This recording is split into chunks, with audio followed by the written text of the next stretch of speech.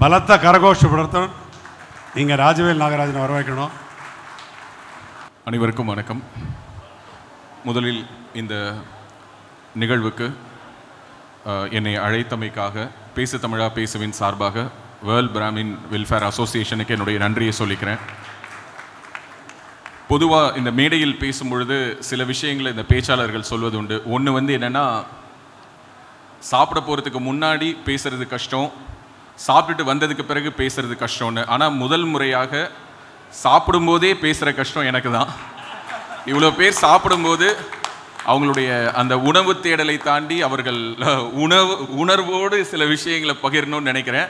So அதனால் அங்கே இருக்கக்கூடிய எல்லோரும் அப்படியே உங்களுடைய அந்த ஸ்நாக்ஸை வாங்கிட்டு வந்து அந்த சீட்டில் உட்காந்துட்டிங்கன்னா ரொம்ப சந்தோஷமாக இருக்கும். ரொம்ப ஒரு தர்ம சங்கடமான நேரத்தில் இந்த தொடர் ஓட்டத்தில் மேஜர் மதன் வந்து அவருடைய பேச்சை மிக நிறைவாக எப்போதும் போல நம்மளுடைய தேசத்தின் பார்வையிலிருந்து பேசினார். அவர் பேசின அந்த இடத்திலிருந்தே நான் தொடங்கணும்னு நினைக்கிறேன். முதலில் இங்கு இருக்கக்கூடிய சூழல் பிராமண சமூகத்தை எப்படி அணுகுகிறது அல்லது எப்படி பார்க்கிறது என்பதற்கு மேஜர் மதன்குமார் அவர்கள் தொட்ட ஒரு பெயரிலிருந்து, அவர் விட்ட இடத்திலிருந்து நான் தொடங்கணும்னு நினைக்கிறேன். சமீபத்தில் திரைக்கு வந்து மிகப்பெரிய அளவில் வெற்றிகரமாக ஓடிய அமரன் என்ற திரைப்படத்தில் மேஜர் முகுந்த் வரதராஜன் என்ற ஒரு பிராமணருடைய வாழ்க்கையை காட்டியிருந்தார்கள். ஆனால் தமிழ் திரையுலகத்திற்கு முதுகெலும்பு என்பது கிடையாது என்பதனால் அவரை பிராமணராக காட்டுவதில் அவர்களுக்கு அவ்வளோ பெரிய சிரமம் இருந்தது.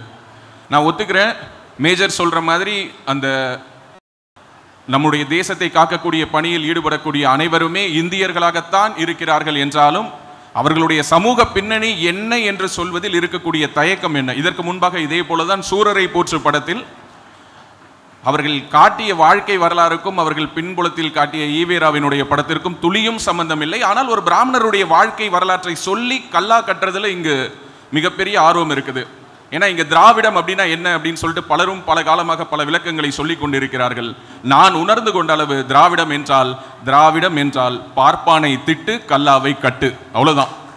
தொடர்ந்து சமீபமாக வந்த இந்த 2 திரைப்படங்களாக இருக்கட்டும் அல்லது இதற்கு முன்பாக திரைத்துறையில் கடந்த ஆண்டில் வந்து மிகப்பெரிய ஒரு சர்ச்சையை கிளப்பிய அன்னபூரணி என்ற ஒரு திரைப்படம் எல்லோருமே பார்த்துருப்பீங்க. எப்படி அந்த நரேட்டிவ் செட் பண்ணுறாங்கன்னா, ஒரு பிராமண பெண்ணாக அந்த கதையினுடைய நாயகியை காட்டுறாங்க. அதுவும் சும்மாலாம் காட்டலை. ஸ்ரீரங்கத்தில் மடப்பள்ளியில் வேலை பார்க்கக்கூடிய, அதாவது அவர் சமைத்தால் தான் பெருமாளுக்கே நைவேத்தியத்துக்கு அந்த உணவை எடுத்துகிட்டு போவாங்க. அப்படிப்பட்டவருடைய பெண் என்ன பண்ணுறாங்கன்னா, ஒரு குக்கிங் காம்படிஷனுக்காக சிக்கன் சமைக்கிறாங்க அப்படின்னு. இந்த தமிழ் சினிமாவுக்கு உண்மையாகவே முதுகெலும்பு என்று ஒன்று இருந்தால் வேறொரு சமூகத்தை, வேறொரு மதத்தை சார்ந்த ஒரு நபரை காட்டி, நான் எந்த ஒரு மதத்தினுடைய உணர்வையும் புண்படுத்த விரும்பல, அதனால் நான் அதை அப்படியே அமைதியாக கடந்து போகிறேன். ஒரு பிராமண பெண் கோழிக்கறி சமைப்பது போல் காட்டிய இவர்களால் வேறொரு மதத்தை சேர்ந்த ஒரு பெண் பன்றிக்கறி சமைப்பது போல் காட்ட முடியுமா என்றால் முடியாது. இவங்கெல்லாம் சேர்ந்து இங்கு பிராமணர்கள் எங்களை நசுக்கி விட்டார்கள், பிதுக்கி விட்டார்கள், அடக்கி விட்டார்கள் அப்படின்னு சொல்லிட்டு பேசி கொண்டிருப்பது அப்படிங்கிறது இந்த காலத்தில் எவ்வளவு பொருத்தமான ஒன்று என்றால் அது ரொம்ப நகைப்புக்குரிய விஷயமாக தான் இருக்குது. இன்னொன்று ரொம்ப முக்கியமான ஒரு விஷயம், ராஜ்குமார் நான் பேசும்போது சொன்னார், பிராமணர்கள் போலவே எங்களுடைய சமூகமான வேளாளர்களுக்கும் இங்கு மிகப்பெரிய ரெப்ரசன்டேஷன் இல்லை அப்படின்னு சொல்லிட்டு.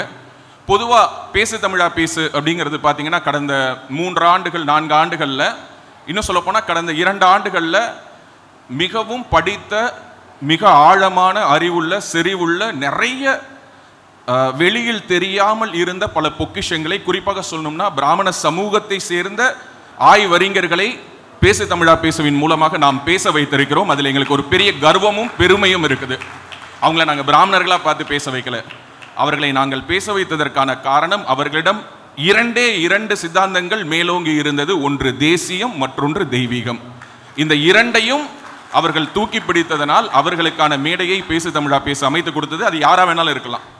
அவர்களோடு நமக்கு உடன்பாடு இருக்கலாம், முரண்பாடு இருக்கலாம், கருத்துக்களில் சில மாறுபாடுகள் இருக்கலாம். ஆனால் மிகச்சிறந்த அறிஞர் பெருமக்களை கடந்த ஓராண்டுக்கும் மேலாக அல்லது 2 ஆண்டுகளுக்கும் மேலாக பேசு தமிழா பேசு தொடர்ந்து முன்னிறுத்தி கொண்டே இருக்கிறது. அதே போல கடந்த சில மாதங்களாக அருந்தமிழ் தொண்டாற்றிய அந்தணர்கள் என்ற தலைப்பில் தினசரி ஒரு அந்தணருடைய வாழ்க்கை பதிவை பேசு தமிழா பேசு பதிவு செய்து கொண்டே இருக்கிறது.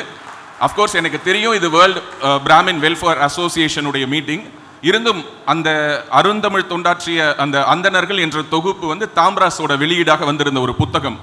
நான் உடனடியாக நாராயணன் அவர்களை அழைத்து பேசினேன். சார், இந்த புக்கை நான் அப்படியே ஒரு டாக்குமெண்ட்டாக பண்ணணும்னு நினைக்கிறேன் அப்படின்னு.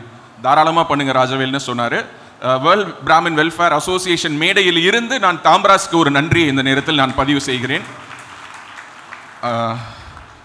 இன்னொரு முக்கியமான விஷயம், ராஜ்குமார் என்ன சொன்ன மாதிரி இந்த நான் பிராமின் அப்படிங்கிற அந்த கல்ச்சர் மற்ற மாநிலங்களில் எல்லாம் மதங்களாக ஹிந்துஸ் வெர்சஸ் நான் ஹிந்துஸ் என்றுதான் அந்த டிவைட் அண்ட் ரூல் இருந்தது. தமிழ்நாட்டில் மட்டும்தான் இந்துக்களையே பிரித்து பிராமணர் அல்லாதோர் என்று இந்த திராவிடம் பழக்கி நம்மை பிரித்து வைத்ததனுடைய விளைவுதான் இன்று நாம் சந்திக்கக்கூடிய அனைத்து பிரச்சனைகளும் என்று நான் பார்க்கிறேன். 1940களில் வேதாரண்யத்தில் கிருஷ்ணமூர்த்தி சாஸ்திரிகள் என்ற ஒரு நபர் இருந்தார். அந்த கிருஷ்ணமூர்த்தி சாஸ்திரிகளுக்கு ஒரே ஒரு மகளாக பௌத்ரி பரிமலா என்ற ஒரு பெண் பிறந்தாள். அந்த பெண் அவளுடைய பருவ காலத்தில் அவள் வேலைக்கு போன பொழுது வேளாளர் சமூகத்தை சேர்ந்த நடராஜன் என்ற ஒரு நபரை காதலித்து திருமணம் செய்து கொண்டார். அந்த கிருஷ்ணமூர்த்தி சாஸ்திரிகள் என்ன பண்ணாருன்னா, நேராக போயிட்டு கோடியக்கரையில் குளிச்சுட்டு அந்த பொண்ணுக்கு தர்ப்பணம் கொடுத்துட்டு வந்துட்டாரு. அந்த பரிமலாவுக்கு பிறந்த முதல் குழந்தை ராணி. அந்த ராணிக்கு பிறந்த ஒரே மகன் தான் இந்த ராஜவேல் நாகராஜன். அந்த வகையில் என்னுடைய உடம்பிலும் ஏதோ ஒரு கிருஷ்ணமூர்த்தி சாஸ்திரிகளுடைய ஒரு சின்ன ஒரு ஜெனட்டிக் பாண்டேஜ் இருக்கிறதா நம்புறதுனால இந்த இடத்துல நான் ஒரு விஷயத்தை பதிவு பண்றேன். நான் இங்கே நன்றி சொல்றதுக்கு மட்டும்தான் வந்தேன். உங்களுக்கு அறிவுரை சொல்றதுக்கெல்லாம் எனக்கு எந்த விதமான தகுதியும் இல்லை. நான் உறுதியாக நம்புறதுனால நான் முழுமையாக நன்றி சொல்வதற்காக மட்டும்தான் வந்தேன். ஏனென்றால் இன்று பேசு தமிழா பேசுவாக இருக்கட்டும், அல்லது இங்கு தேசிய ஊடகங்கள் என்று சொல்லிக்கொள்ளக்கூடிய நான் இருக்கட்டும், சாணக்கியாவாக இருக்கட்டும், தினமலராக இருக்கட்டும், இளைய பாரதமாக இருக்கட்டும், அல்லது இன்னும் எத்தனை ஊடகங்கள் இங்கு தொடங்கப்பட்டாலும் அந்த ஊடகங்களுக்கான அந்த முதல் உயிரை ஊட்டி அந்த ஊடகங்களை ஆதரித்து நிற்பது நீங்கள் தான். உண்மை. இதை நாங்கள் மறுக்கிறதுல ஒன்றும் சங்கடம்லாம் இல்லை. அஸ்வத்தாமன் கூட சொன்னார், பேசு சங்கி பேசுன்னு சொல்கிறாங்க அப்படின்னு. சில பேர் கூட சொல்லாங்க, பிராமணர்களுக்கு நேரடியாக இவர்கள் வந்து சேவகம் செய்கிறார்கள், சூத்திரர்கள் என்று இவர்களை பிரித்து வைத்தார்கள். எனக்கு தப்பாக தெரியல. எனக்கு அந்த சமூகத்திடம் எனக்கு நிறைய நன்றி கடன் இருப்பதாக எனக்கு தோன்றுகிறது. அவர்களுடைய குரலை பதிவு செய்வதற்கான ஒரு வாய்ப்பை, ஒரு ஊடகத்தை நிறுவுவதற்கான ஒரு காலம் எனக்கிட்ட கட்டளையாக கருதித்தான் அதை நாங்கள் செய்கிறோமே தவிர வேற எந்த ஒரு காரணமும் கிடையாது என்பதை இந்த இடத்துல நான் ரொம்ப அழுத்தமாக பதிவு பண்ணுறேன். இன்னைக்கு அரசியல் களத்தில் பிராமணர்களுடைய பங்களிப்பு எப்படி இருக்குது? நான் இப்போ கூட மணிகண்டன் அண்ணங்கிட்ட சொல்லிட்டு இருந்தேன். 1960களுக்கு பிறகு, அதாவது திராவிட கட்சிகள் தமிழ்நாட்டில் ஆட்சி அதிகாரத்தை கைப்பற்றியதற்கு பிறகான இந்த 67 ஆண்டுகளில் தொடர்ச்சியாக தமிழ்நாட்டில் பிராமின் ரெப்ரசன்டேஷன் இன் ஸ்டேட் அசம்பிளி அது என்னவாக இருக்கிறது, அவர்களுடைய விகிதாச்சாரம் என்ன, அதை பற்றி நம்ம பேசுகிறோமா அப்படின்னா அது ரொம்ப ரொம்ப ஒரு மிகப்பெரிய கேள்விக்குறியாக இருக்குது. நான் படித்தது வளர்ந்தது எல்லாமே கும்பகோணம் பார்த்தீங்கன்னா ஒரு ஆன்மீக மண். என்னுடைய கல்வி நான் படித்த அந்த பள்ளிக்கூடத்தில் டவுன் ஹை ஸ்கூலில் கிட்டத்தட்ட 70 பேர் படித்தோம். அதில் 40 பேர் பிராமணர்கள். என்னுடைய வாழ்நாளில் நான் பார்த்திருக்கிறேன், இவர்கள் இங்கே பிராமணன் அப்படின்னாலே எலைட் கம்யூனிட்டியை பற்றியே பேசிட்டு இருக்காங்க. ஒருவேளை சாப்பாட்டிற்கு கஷ்டப்படக்கூடிய பிராமணர்கள் இன்னும் இந்த மண்ணில் வாழ்ந்து கொண்டிருக்கிறார்கள் என்பதை இந்த மண் எப்போதுதான் புரிந்து கொள்ள போகுதுன்னு எனக்கு தெரியல. நான் பார்த்தேன், என் கூட படித்தான் சிட்டி யூனியன் பேங்க்ல அப்போதைக்கு நிறுவனர் உடன் இருந்தவர், அதாவது சிட்டி யூனியன் பேங்கினுடைய நிறுவனர் கூட இருந்த மிகப்பெரிய உயர் பொறுப்பில் இருந்த திரு ஜி வி கிருஷ்ணமூர்த்தியினுடைய பேரனும் என் கூட ஸ்கூல்மேட்டு. ஒருவேளை சாப்பாட்டுக்கு கஷ்டப்படக்கூடிய ஒரு பிராமணனுடைய பையனும் என் கூட படித்ததுனால எனக்கு பொது புத்தி அணுகக்கூடிய, அதாவது பிராமின்னாலே இங்கே வந்து எலைட், அவங்களுக்கு கஷ்டமே இருக்காது, அவங்க வீட்டில் எப்போதும் அக்ஷய பாத்திரம் போல செல்வ செழிப்பு இருக்குங்கிற அந்த பொது புத்தியை மாற்றணும் நினச்சி தான் தொடர்ச்சியாக எங்களுடைய சேனலில் இடபிள்யூஎஸ் பற்றி நாங்கள் பேசிக்கிட்டே இருந்தோம். ஏன் இடபிள்யூஎஸ் அவசியம் என்பதை பற்றி பேசணும். ஆனால் இவர்களுக்கு ஒன்று புரியல, இடபிள்யூஎஸ் இல்லாமலே ஸ்காலர்ஷிப்ல மெரிட்ல சீட் வாங்கக்கூடிய கம்யூனிட்டி இடபிள்யூஎஸ் பற்றியே கவலைப்படலை. அதை தாண்டி அதை கொடுப்பது என்பது உன்னுடைய கடமை, அது அவர்களுடைய உரிமை, அதை நீ பறிக்க கூடாது என்பதற்காக அதை பற்றி பேசணும். எங்களுடைய சேனல்ல தொடர்ச்சியாக பேசணும். ஏன் இடபிள்யூஎஸ் அவசியம் என்பதை பற்றி பேசணும், இன்னும் பேசுவோம். அதனுடைய தொடர்ச்சியாக நான் எதற்காக அதை சொல்ல வந்தேன் என்றால், என்னுடன் திரு ராமநாதன் அவர்களுடைய சகோதரர் மகன், அவன் என்னோட ஸ்கூல்மேட். 1996 அப்போ 91 to 96 அவர் வந்து சிட்டிங் எம்எல்ஏ. அதற்கு பிறகு அந்த தேர்தலில் தோத்துடுறாரு. தோற்றதுக்கு பிறகு அவருக்கு என்ன வேலைன்னா எங்கள் கூட கிரிக்கெட் ஆடுறது தான். நாங்கள்லாம் அவர் கூட சேர்ந்து கிரிக்கெட் ஆடிட்டு இருப்போம். நான் கூட சொன்னேன், இப்போ மணிகண்டன் அண்ணா கிட்ட, இந்த 67 வருஷத்தில் நெற்றியில் பட்டையோடு குடுமியோடு சட்டசபைக்கு சென்ற ஒரே சட்டமன்ற உறுப்பினர் ராமநாதன். அதுக்கு அவர் ஒரு வார்த்தை சொன்னார், ஜெயலலிதாவே விட்டுட்டீங்களே அப்படின்னாரு. நெற்றியில் திருமணிட்டு ஆம் நான் பார்ப்பாத்தி தான் என்று இதே சட்டசபையில் பதிவு செய்தவர் ஜெயலலிதா. சரி, இன்னைக்கு ஜெயலலிதா அம்மா இல்லை, நம்ம கிட்ட காட்டுறதுக்கு உதாரணம். நான் ஜெயலலிதா அம்மாவோடு ஒப்பிடுகிறேன் என்று யாரும் நினைத்தாலும் எனக்கு அதை பற்றி எந்த விதமான வருத்தமும் இல்லை. யோசிச்சு பாருங்க, 200 வார்டுகள் இருக்குது. 200 வார்டு உறுப்பினர்கள் மத்தியில் ஒரு பெண்ணாக நின்று களமாடக்கூடிய உமா ஆனந்தன் அவர்கள். அம்மாவுடைய முகஸ்துதிக்காக நான் சொல்ல மாட்டேங்கிறது அம்மாவுக்கும் தெரியும், இருந்தும் நான் சொல்றேன். பிராமின்கிற ஒரே காரணத்துக்காக அவங்க எவ்வளவு ட்ரால் பண்ணப்படுறாங்கிறத இங்க யாராலையாவது மறுக்க முடியுமா? அவர்களுடைய வெற்றி டிக்ளேர் பண்றதுக்கு முன்னாடி அவங்க தோத்துட்டாங்க அப்படின்னு சொல்லி டிக்ளேர் பண்ணாங்க. அதுக்கு ஒரு மீம் போட்டு அது வைரல் ஆச்சு. இந்த உலகத்திலேயே தான் ஜெயிச்சிட்டேங்கிறத சொல்றதுக்கு முன்னாடி அதற்கான ஒரு ஆதாரம், அவர்கள் வெற்றி பெற்றதற்கான சான்றிதழ்லாம் போக அவங்க சோஷியல் மீடியாவில் வந்து அதை டிக்ளேர் பண்றதுக்கு அவ்வளோ கஷ்டப்பட்டாங்க. Just only because she belongs to Brahmin community. வேறு அதை தவிர அவர்கள் வேறு என்ன தவறு செய்தாங்க? இன்னைக்கு 200 கவுன்சிலர்ஸ் இருக்காங்க, எடுத்துட்டு வாங்க உங்களுடைய பர்ஃபார்மன்ஸ் ரிப்போர்ட் எடுத்துட்டு வாங்க. அவங்களுடைய பர்ஃபார்மன்ஸ் ரிப்போர்ட்டையும் எடுத்துட்டு வருவோம். உங்களுடைய வார்டில் எவ்வளோ நீங்க எக்ஸிக்யூட் பண்ணீங்க, எவ்வளோ கான்ட்ராக்டர்ஸ் நீங்க எவ்வளோ கமிஷன் வாங்குனீங்கன்னு கொண்டுட்டு வந்து வைங்க. அவங்களுடைய வார்டில் அவர்கள் செய்திருக்கக்கூடிய நலத்திட்ட பணிகளை ஒப்பிட்டு பாருங்கள், உங்களுக்கு தெரியும் ஏன் அவங்கள அந்த மக்கள் தேர்ந்தெடுத்தாங்கன்னு. நான் மறுபடியும் சொல்றேன், அவங்க நின்று வென்ற அந்த தொகுதியில் அந்த வார்டில் உமா ஆனந்தனை தவிர்த்து வேறு யார் நின்றிருந்தாலும் கூட வென்றிருப்பார்கள். ஏனென்றால் அந்த மக்கள் அவர்கள் பிராமின் என்பதற்காக ஓட்டு போடல. ஆனால் இங்க இருக்கக்கூடிய மற்ற சமூகம், மற்ற கட்சிகள் அனைத்தும் அவர்களை பிராமின் என்பதற்காக மட்டுமே டார்கெட் பண்ணாங்க.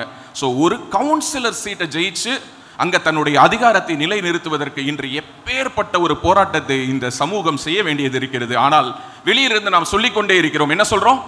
இங்க பிராமணர்கள் எங்களை 200 வருஷமா 2000 வருஷமா நசுக்கிட்டாங்க, அமைக்கிட்டாங்க. இதே கதையை கேட்டு கேட்டு புளித்து போயிருக்கக்கூடிய சமூகம் இப்பொழுதுதான் முதல் முறையாக தமிழ்நாட்டில் பிராமின் ஜெனோசைட் என்ற ஒரு வார்த்தையை அண்ணாமலைக்கு பிறகு பேச ஆரம்பிச்சிருக்காங்க. அந்த வகையில் எனக்கு ஒரு சந்தோஷம். நான் அண்ணாமலைக்காக பிரச்சாரம் பண்றதுக்கு வரல.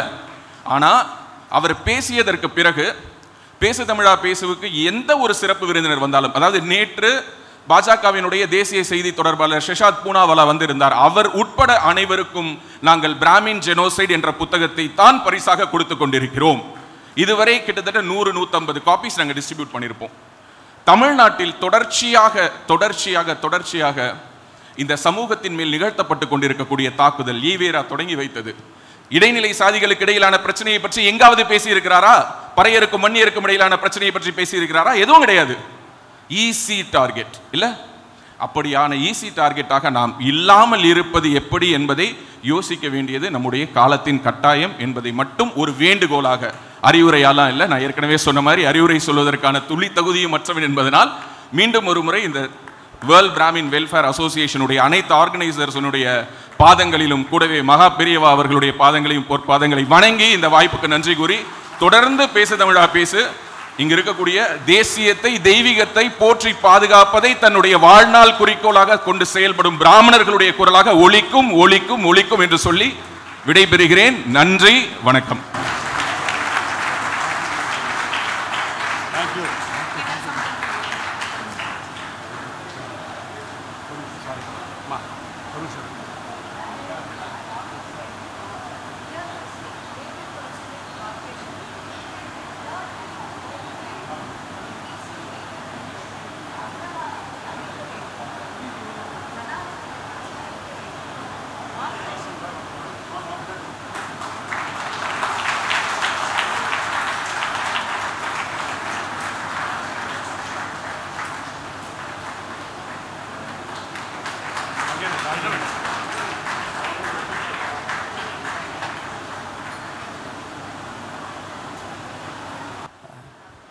பொதுவாக நம்ம மீட்டிங்கில் நம்மளே பாராட்டி பேசிக்கிறது பெருமை இல்லை. ராஜவேல் நாகராஜன் பேசினார்ல, அதுக்கு தான் நீங்கள் கைத்தட்டு கொடுக்கணும், ஒரு ரவுண்ட் அப்ளாஸ் கொடுக்கணும். ஏன் இந்த வேலையை நான் செய்கிறேன்னா இவருக்காக செய்கிறேன். இன்னொன்றுங்க, அந்த கவுன்சிலரை பற்றி சொன்னாங்கல்ல, இன்னும் 100 வருஷம் சேலஞ்சு பண்ணுறேன். சென்னை மாநகராட்சியில் ஒரு கவுன்சிலர் எப்படி இருக்கணுங்கிறதுக்கு எடுத்துக்காட்டு இந்த அம்மா தான். அதுக்கும் ஒரு கைத்தட்டு கொடுக்கலாம்.